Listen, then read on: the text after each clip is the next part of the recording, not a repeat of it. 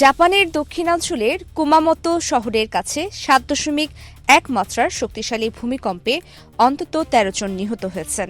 মার্কিন ভূতাত্ত্বিক জরিপ সংস্থা ইউএসজিএস জানায়, ২৮ জন মঙ্গলবার স্থানীয় সময় বিকেল ৪টা ২৭ মিনিটে কিউশু দ্বীপের অভ্যন্তরীণ এলাকায় ভূমিকম্পটি আঘাত হানে। এর কেন্দ্রস্থল ছিল কুমামোতো শহর থেকে প্রায় ২০ কিলোমিটার দক্ষিণে। দেশটির প্রধানমন্ত্রী সানায়ে তাকাইচি বলেছেন, সময়ের সঙ্গে পাল্লাতে ধ্বংসস্তূপের নিচে আটকে পড়াদের উদ্ধারের অভিযান চলছে। বসুন্ধরা টিস্যু, অশুদ্ধতার বিরুদ্ধে এক বিন্দুও ছাড় নয়। ভূমিকম্পের পর এলাকা জুড়ে বিদ্যুৎ সংযোগ বিচ্ছিন্ন হয়ে পড়ে এবং সড়কগুলোতে বড় বড় ফাটল দেখা দেয়।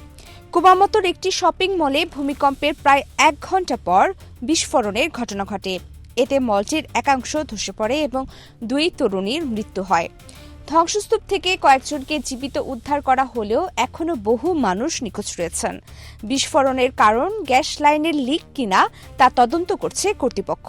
এছাড়া নিপ্পন পেপার ইন্ডাস্ট্রিজের একটি কারখানার চিমনি ধসে ৭ জন নিখোঁজ এবং ৪ জন গুরুতর আহত হয়েছেন।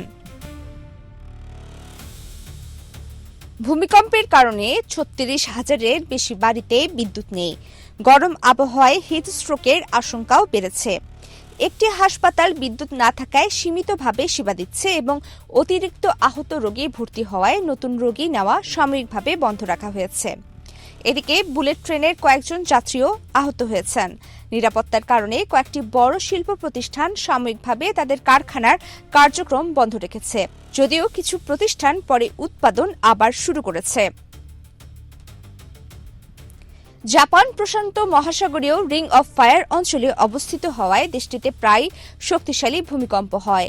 ২০১৬ সালে কুমামোতে ভয়াবহ ভূমিকম্পে ২৭৫ জন নিহত হয়েছিলেন। প্রবীদি কিবরিয়া ইসলাম, বাংলাদেশ প্রতিদিন।